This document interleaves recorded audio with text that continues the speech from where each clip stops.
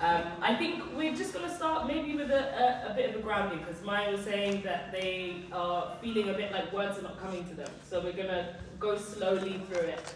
But I guess my first question, and something that I was thinking as I was kind of like walking through and looking at all of the works, I wanted to ask you about kind of like navigating the making of the work through kind of ongoing illness and disability. You've been like very open about how that has influenced the work that you make and the work in this exhibition in particular. So I'm interested in asking you if the work has taken on a new meaning in that context. And yeah, I guess if you could talk a little bit about the idea of black nausea, which situates a lot of the work in the show.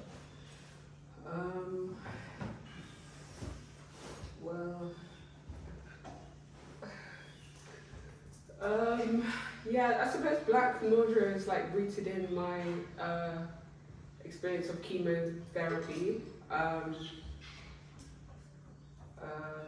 I'm so nervous. Take your time. We're all relaxed here. It's all good. Go slow.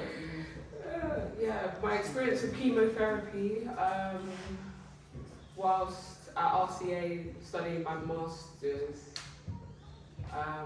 Yeah, I came up with the term black nausea, and I guess it was like just a space for me to like speculate and think about my practice, and for there to not be an answer or like a right or wrong. Yeah, because with chemotherapy,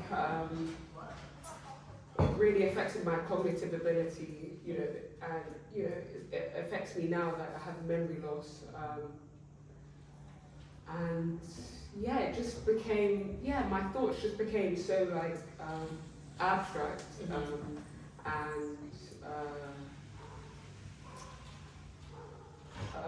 so hard to put to words, but that's what black nausea is rooted in my experience of chemotherapy.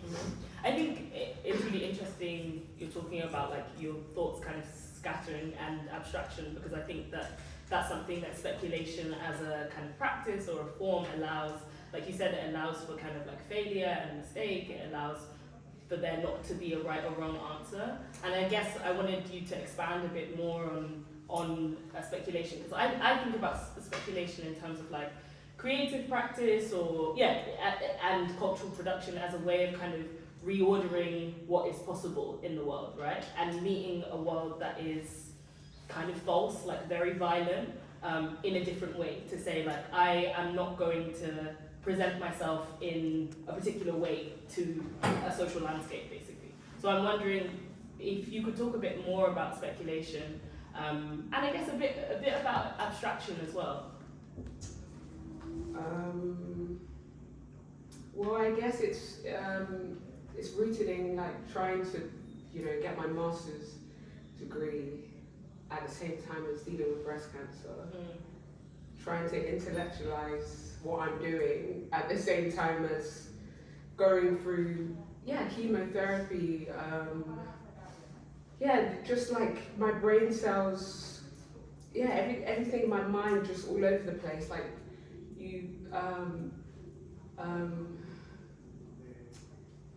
it becomes like less about articulating and trying to understand what things are, and just kind of putting forward like what it is.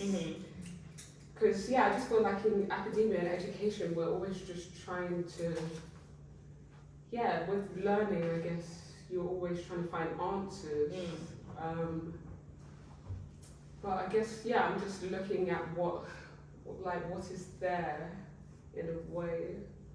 I don't know if that makes sense. It does make sense. I think particularly the point that you were making about how, I guess when you're in art school, you're in academia, there is always this pressure to come up with the right answer, or that there is always this pressure that like knowledge results in a specific way of thinking, or knowledge is producing a specific work or a specific kind of unique contribution. And I guess what I really love about the work in this exhibition in particular is that I feel like you instead of thinking about representation, you're thinking about mood. Like I think all of these all of this work is so evocative, and when your viewer is looking at it, they're not looking at it thinking, you know, what is this? That they're looking at it and engaging with how it makes them feel. And I guess like that kind of links to what you're saying about the process of chemotherapy being a very like embodied one, how it changes your mind, how it changes your body.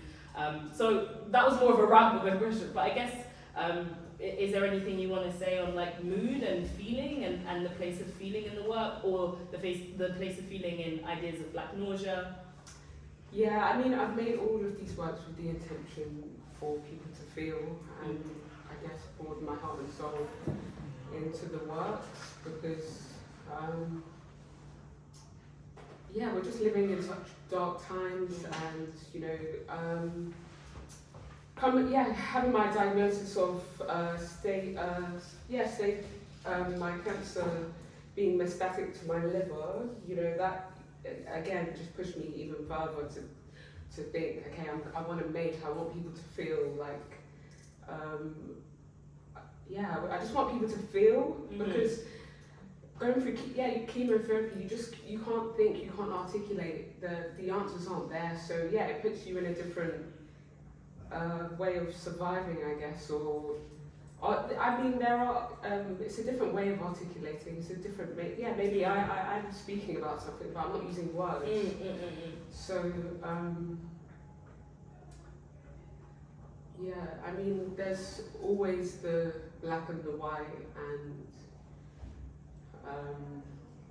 I'm always thinking about how I can, use black and white again and again and again, which is difficult in itself.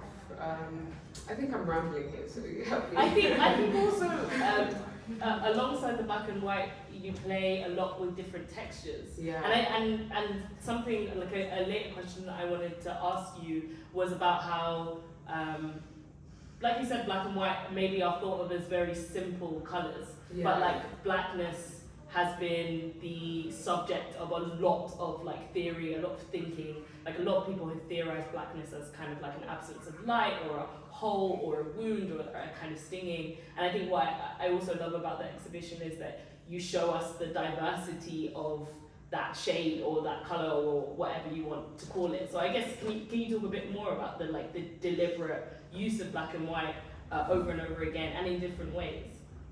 I suppose I don't view it as black and white. I kind of began with abstraction, thinking about using materials that I would eat. And I know this is going to sound weird, but say more about that. Yeah, it was more about like eating sand. I know this sounds so weird, and clay and like talcum powder and all of these kind of textures I always felt drawn to. It was less about black and white. It was more about those textures, and that's how I like the birth of my abstraction. I started to use those materials, and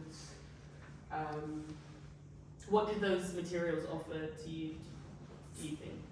It just evokes this kind of feeling. It just makes me feel alive. I can't explain it. It's just the process of handling those materials, the desire to eat these materials. It's kind of erotic. It just like gets me in this state where I just feel like I'm me. Like it puts me in this like highest state of self. There's something about using like black and white together. The ground is always grey.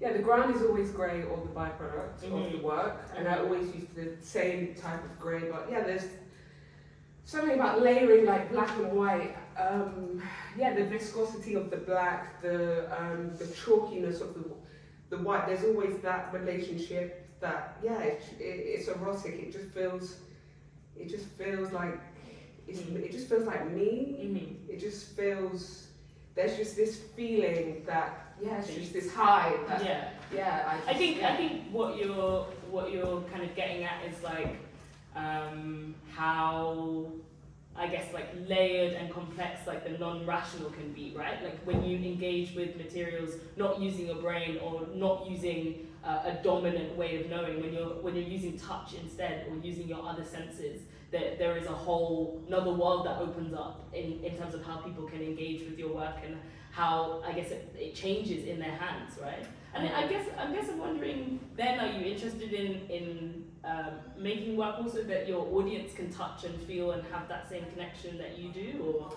Well, I suppose I have thought about that before, but I kind of think about it through the sense of food, like I don't know. Yeah, when you, I don't know, you could have like a 3-course meal. I think about, like you have a starter, you have a main course. I think about painting in the same respect as food, because I'm a foodie. I think about if the work is kind of like edible for the eyes, like we're constantly like consuming things with our eyes, like why is the visual like not considered consumption? Like it is consumption. It's just we're using a different part of the brain maybe. Like thinking about that, I think about with the tactility and the what's the word? The kind of reliefness of it. It's almost, it's edible. You're kind of, when you look at a work, you're you are eating.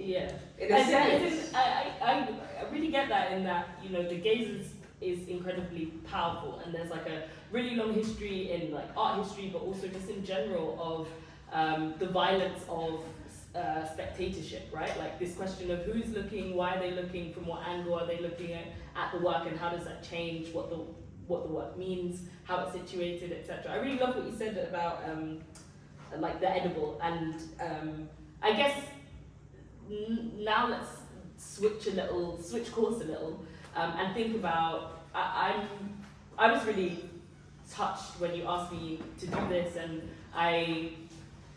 especially when you spoke about the importance, I guess, of experiments to the thinking through the project, and that for me was really lovely, because I always wanted that book to feel extremely collaborative, and so it's nice to see its influence in a completely different form, because I'm very much about language. Like language is my art form, I guess, and so I'm wondering what parts of the book spoke to you, and what role collaboration plays. Like, how do you take other people's thoughts and ideas and concepts and try and represent them in the work? I think at the time I found your book, I was thinking about existentialism and how I can find myself in existentialism. With being in nothingness, I found out that you're not meant to understand this book, so I was like, what the fuck? Well, there's no point in reading this shit. And then, I was drawn to the term subhuman, and I was thinking about how can I develop from this term, and I was trying to find like black existentialist, feminist. At the time I was like, just like, where is this? And then I was thinking about other, and I was thinking maybe like otherism, and then you were like otherwise. Around the same time I was thinking about this new branch, I found your book, and then finding your book, I think that was around the time when I had my right breast mastectomy. So after that experience of losing my breast, I came up with breast essentialism, which is about how the underboob sweat gives nuance to perspective. Because honestly, losing a breast just made me just think about that composition, or just that. You see it all in the work, all around you. Just the feeling of the breasts, the form, the shape, the maternal, I guess like mourning, a sense of being able to nurture, experiencing my breasts, like die and bleeding, a place where a place that, you know, that had the potential to feed and nurture and, yeah, to, okay, I'm going a bit off track. I really kind of relate to that, I guess, because it makes me think about how we think about the body socially. The body, there are all of these narratives about the body as life-giving, about the body as nurturing, and I guess when you're talking about existentialism, you're talking about the marrying of kind of like grief, mourning, loss, with the echo or the shadow of what your body should be, or what your body is taught that it should be. And I think that that's something that comes through in the work. I feel like whenever if I'm looking at a piece, I'm looking at something that's where there's a clash or there's a confrontation between what I know should be about the body and what's actually like your own experience of like loss. Yeah. And yeah, so I guess I wanted to know more about that idea of clash and confrontation. Is that something that is intentional, or is that something that, you know, just comes as a result of the experiences that you've had? What can you expand more on what you mean? As in, I guess, especially thinking about like gender and blackness and like black women's bodies in particular, there are all of these narratives about like black womanhood and in your work I see a kind of complicating of that, you know, a complicating of race, a complicating of gender, and I'm wondering what you think about that, whether that feels like an accurate assessment of what you're doing in a way. Yeah, I think it's complicated. So yeah, that's why I came up with breast essentialism, because there are all of these terminologies that I may not find myself in. Mm-hmm. So I just wanted there to be a space to talk about like how about breast essentialism? How about the underboob sweat? And you know, it sounds funny, but it's just like such a nuance of experience that nobody really thinks about. So I thought, how about that? Like, I find, you know, identity difficult, identifying, having multiple identities. So for me, I just wanted that's why I came up with breast essentialism. I just wanted it to be more free and open and just about, there's no right or wrong. It's about the breast, the underboob sweat. Whoever can relate to that in whatever way, whether that be negative, positive. I just wanted there to be like a term where, you know, I just wanted some kind of freedom within. How I feel, but I want people to also be able to relate. Yeah, and I do think that that's something that comes across in the work, like, and I do think people are able to relate to. I guess I situate your work in a kind of like queer frame, so like queerness is as this idea of thinking through the right and wrong, but also as a space of like play and experimentation and fabulation, making things up. And I really connect to that desire in you to like want to carve out a different place to situate yourself in against what the world has told you can and should be, which I think is a healthy antagonism. It's a kind of useful clash, I guess, that we're seeing. I guess one thing that I also wanted to ask about is maybe following on from that idea of like what you should be as an artist, what you should be as a person, how you relate to the art world and how you think about this work in the context of the art world. I don't relate to the art world. I don't come from money. I'm working class. Yeah, I did my master's at the Royal College of Art whilst having breast cancer. So like, how do I relate to the art world? I do not. Wait, what was the other part of the question? No, that was more in terms of like, I guess you're putting out really interesting threads in terms of what it means to be a working class person. But I guess we are sitting in a gallery, so in some way there is a desire for the work to be shown in some sense, and I think that often comes with that. If you're a working class person, same with me in writing, I guess, like there is this tension that arises between wanting to make the work, wanting people to see it, and in order to do that you have to situate yourself in relation to something that is quite like violent and exploitative, whether it be the art world or publishing or, you know, and I'm wondering if you think about if the way you relate to that is just by an outright rejection. I'm just doing my work over here, and I'm not thinking about the wider context, or whether that there has been, I guess, more development in how you're thinking about. I mean, yeah, I do think about the wider context. I mean, yeah, that's why I did do my master's, because I feel like to be black, working class, female, non-binary, woman, whatever you want to mean it, like, is so hard. Like, and to be an artist, like, who's gonna listen to me? I always thought, who's gonna listen to me? So, yeah, I mean, that is rooted in the work. I mean, does that answer your question? Yeah, it does. And I guess is the work one of the ways that you listen to yourself? Is the work one of the ways that you carve out that space outside of like being listened to or being seen by other people? Is the work where you do that for yourself? I don't understand. As in an art world context, or in just a general, like, living in a world that is very violent towards you as somebody who is like non-binary, queer, black, etc.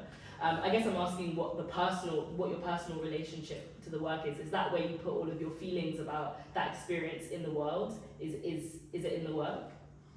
Yeah, definitely in the work. Yeah, I think so. Yeah. Okay, maybe, yeah, subconsciously. I'm not feeling that. I think if I was born in a different time, I'd always be an artist. Like, what is painting is just like crushing up pigment and mixing it with water. Like, people like me would have been doing that from like forever. So I know my place is meant to be here. And are there other, when you were younger and you were thinking about, I guess, becoming an artist or being an artist, were there other people that you looked up to, or other thinkers or writers or painters that you were like, this person's work really speaks to my own desire as an artist? No, not particularly. I just always knew I wanted to be an artist. I suppose my icons would have been like Cruella de Vil and Missy Elliott. Yes. and say more. Why did you love them? I just loved the villain Cruella de Vil, even though like she did bad things. I just loved the black and white, obviously. And Missy Elliott, I just loved the swag that she brought in her music videos. I didn't really have like a visual artist icon. I just always knew like it was my calling. I didn't do anything else. Like, I always knew that I'm going to be like it. And were you painting from really young? Was that just what you were drawn to? Yeah, drawing. Yeah, what kind of things were you drawing when you were young? That is such a question. No, sorry. Well, I definitely like would have been drawing like hearts and like all of those innocent things. That's a lot of what the work is about. Like with Vascular Monumenta, the heart painting over there, and Zenith Oxytocin. The way I said that was a bit weird, but I was thinking about like the most innocent state that one can be in, where you find yourself as a child, like drawing a heart. Like, what is the first thing that you go to draw? I mean, this is my experience, subjective, but you go at the top and then you go down to a point, and like, I remember being young and just really trying so hard to draw a heart. Like, I needed to draw this heart. Like, I needed to. And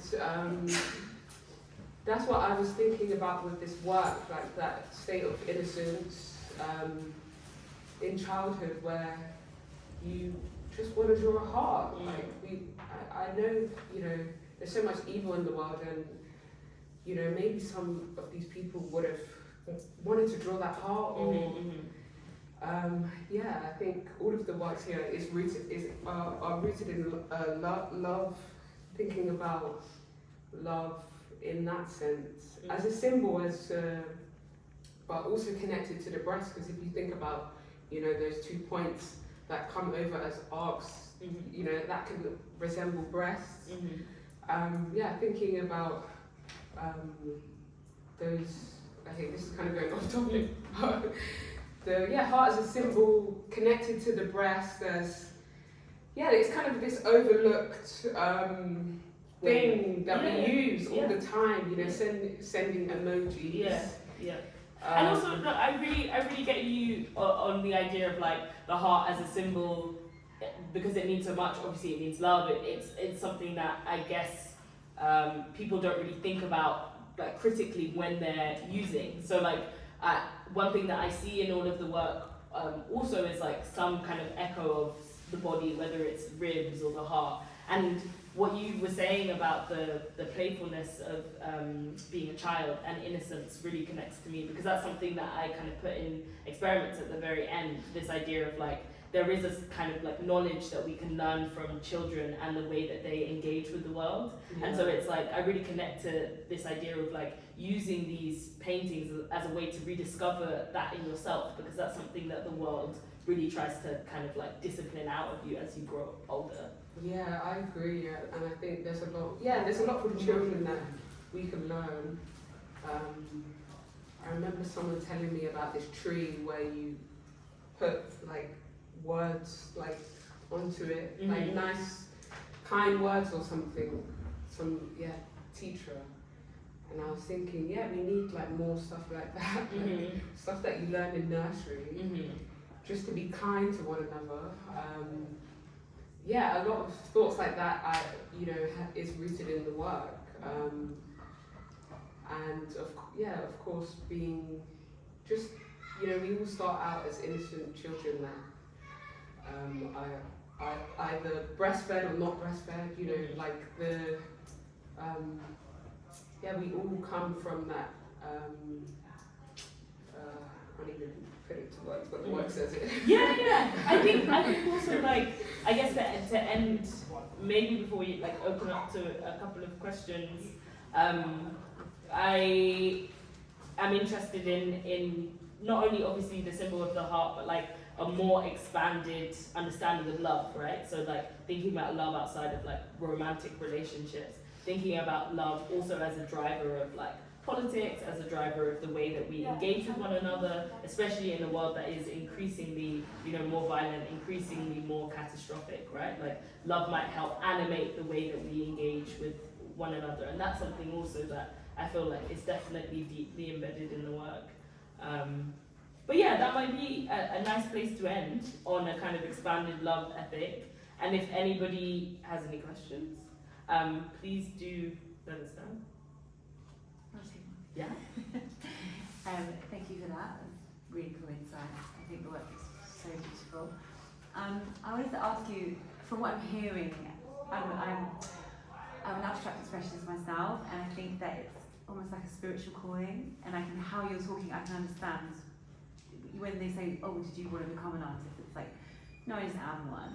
It's not something you have to kind of explain. So I'm just really interested in your process, as how you come to the canvas. Is it something that you visualize before you go, or is it kind of, are you intuitively led? I would say a combination of planning. It begins with composition. Composition is the point of entry. So I'm always thinking about, kind of like dissecting, let's call it, the canvas prior to the abstraction, the alchemy, let's call it. It will always begin with the dissection. I hope that answers. Maybe tricky and very intimate question, but I was just wondering, based on your work and your life, what is the most powerful expression of love to you? Wow, Not an easy question to answer. powerful. For me, well, I'm very much a foodie, as I said before. I think definitely like home cooking. If someone's gonna make me a sandwich, like that's specific. No, but that's someone meeting a basic need, which is what love. But I just love is. a sandwich. Yeah. Like you can't go wrong with a sandwich. Just something real simple. Maybe it's just some carrots or just something made with love. Like something simple. Like it does not need to be extravagant, but if someone's poured their heart and soul into it, Mhm. and you can taste that. I think, yeah, a lot of my work is about that. Thinking about soul food, like what is that, and like how can you make that in painting? Like I've always thought about that question. Yeah. Simple and authentic.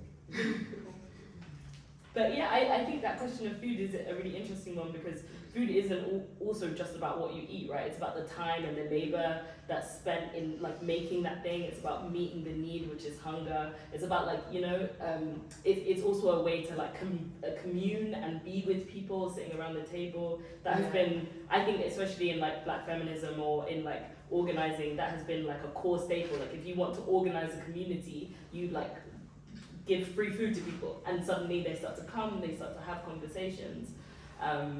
Sorry, I was just like, I thought that was a really amazing answer and question. Anybody else? Yeah, hello. Thank you so much for such an interesting conversation so far.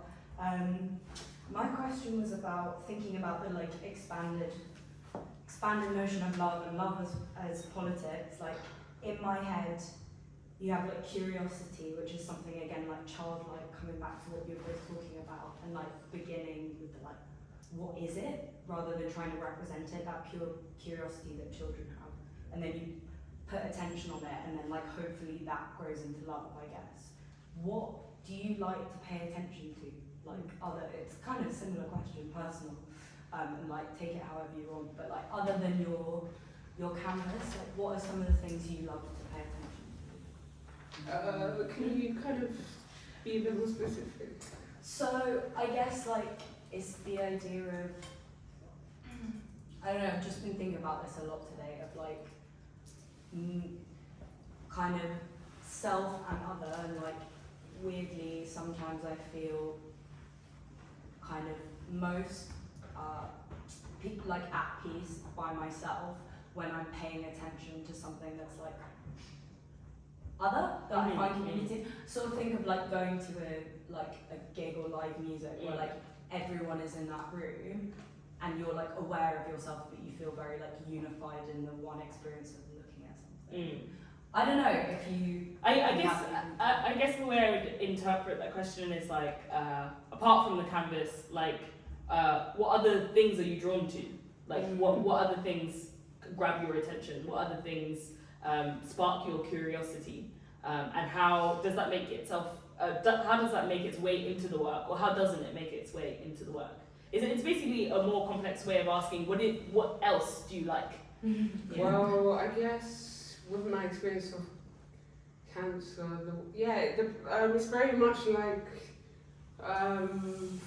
studio, home, sleep, rest, hospital. Yeah, that's the vibe. Like my cats, I love my cats so much.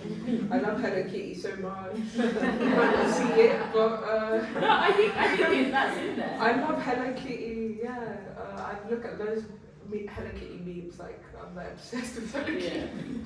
I guess also maybe like rest. The idea of rest has taken on a new meaning to you in the context of illness, and I guess like if I am to expand that question, you said you like rest. Like what does rest mean to you now? Like is it just the physical laying down of the body and like completely switching off, or is there something spiritual about it for you?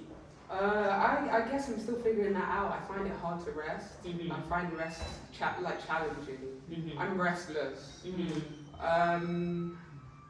Yeah, resting is hard. I find cooking. Yeah, I like cooking for people. Yeah, I'm very much a giving. Yeah, cooking. Theatre. Watching theatre or being in it? No, I'm going to the theatre. I love performing arts. Like, okay. I think it's very giving in the sense that you go to watch something at the theatre and you get to take something home with you, and that's what I want in my work. So I go there with that seeking the same thing that I'm trying to give in my work. And I guess that links back to the question of like what do you pay attention to? It's like, I guess when you go to a theatre and you sit in a room full of other people, you are extracting and you are taking from what you're getting, whether it's like an emotional feeling, whether it's like the feeling of rest, maybe it's a feeling of switching your brain off. There are all of these things, like you said, you leave the theatre with that you didn't have when you entered, which is like super important. Yeah. Does that answer the question? Yeah, it does. That was a great answer. Is there a hand over there? Hello. Yeah, thank you for your talk as well. Just coming at it from a personal experience, I think I was about 7 when my mom went through breast cancer, and I will always remember talking to her years after, telling me she could feel the temperature when it went into her veins when she was doing chemotherapy. I remember sitting next to her at the time and not really sure what to make of it. And seeing your work now has brought back a lot of emotions for me, and hearing your stories and stuff like that. I'm very positive about it. And I just think what you've created is so beautiful. So thank you so much. Oh, thank you.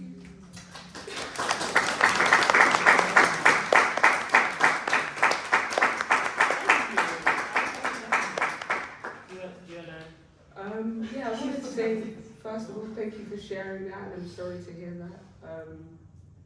I think this work has connected a lot of people who have experienced of breast cancer or their mother have gone through that, and yeah, I'm happy to hear that you can find and feel something in. She's all good, by the way.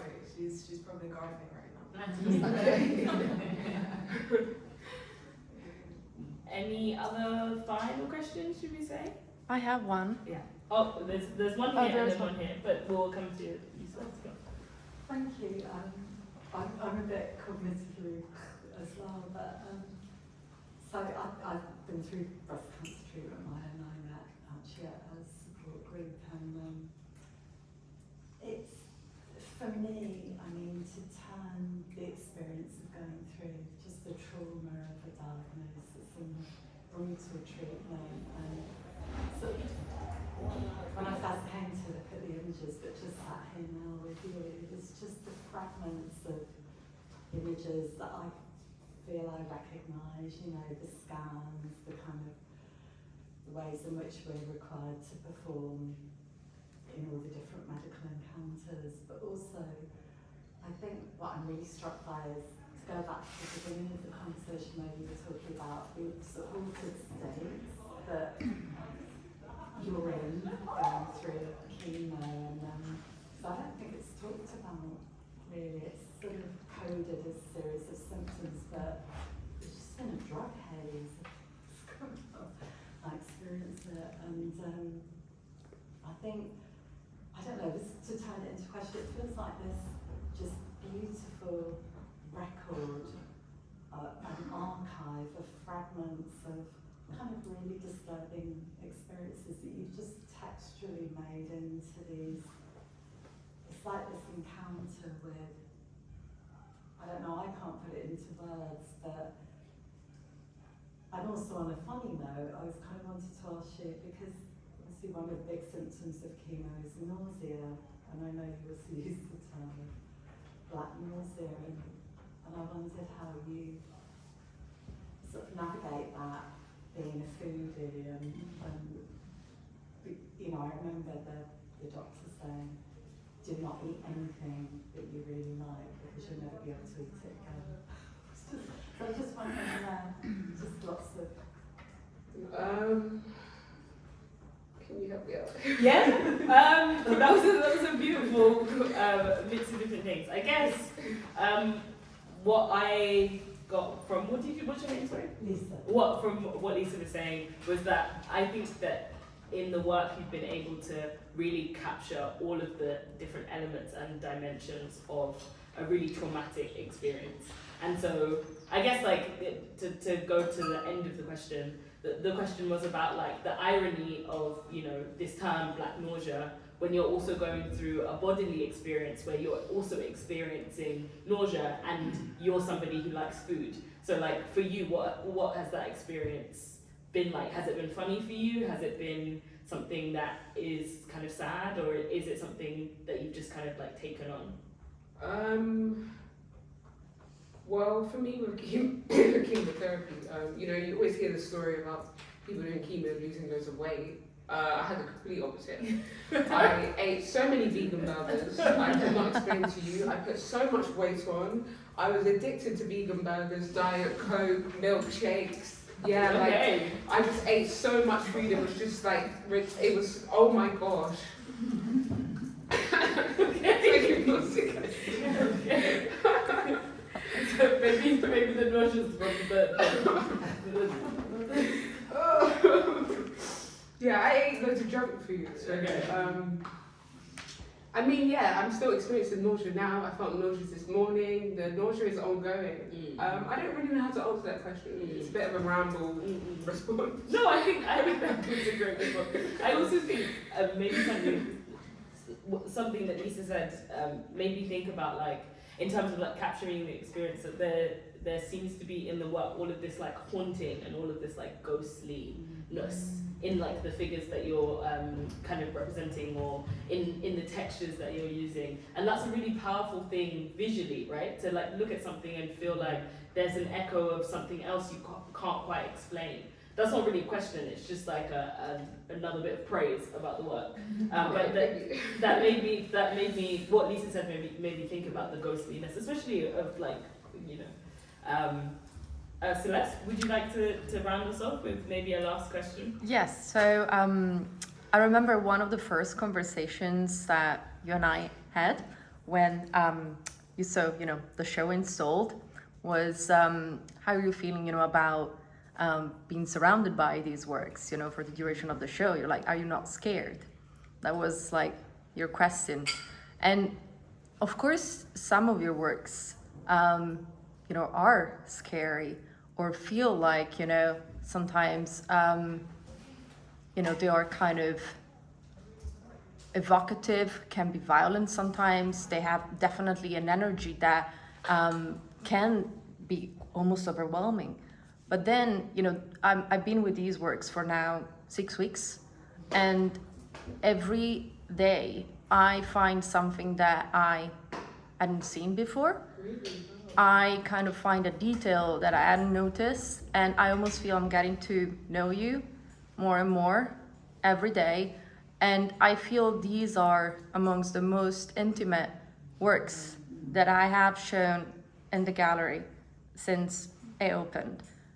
And it kind of sparkled this kind of thinking in me, which is about, you know, this kind of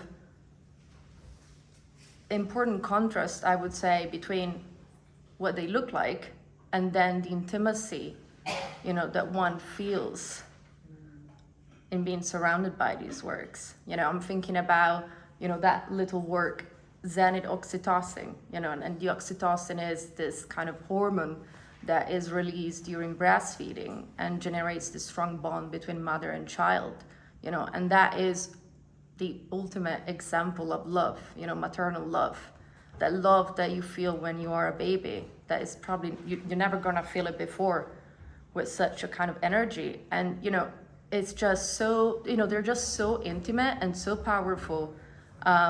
And it just, they make me feel so good. You know, I'm happy. Yeah, really. And I guess my question is, after, again, all this, you know, rumbling, is this something that you're aware of when, you know, you're making these works, of this kind of strong contrast? Or, you know, it just happens?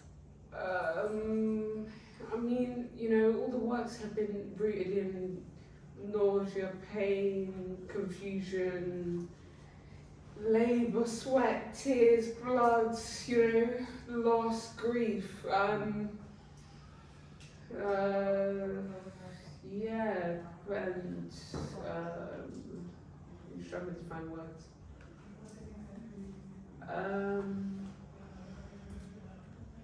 But what's the word? It went out my head.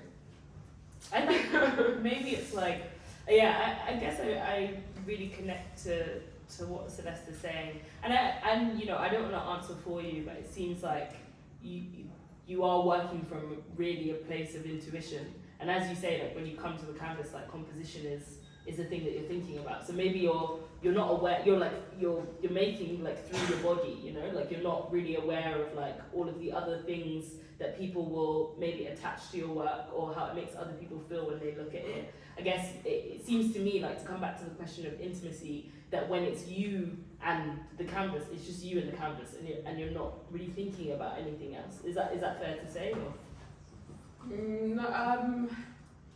No, I'm thinking about direction of looking. Where will the viewer? Where does the eye begin? Where does it end? Mm-hmm. I'm very conscious of that. But yeah, I make the works, amongst all the pain and chaos of my life.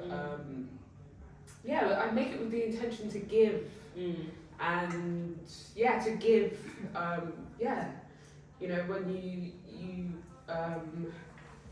feed people and you have a dinner party, and I want, it's that expression of giving, or of nurturing. That's my intention always. That answers the question. I think maybe that's a great point to end on, the idea of like connection and the idea of giving. Which I think is a great way to situate the work. But thank you so much for coming to listen to us. Thank you so much.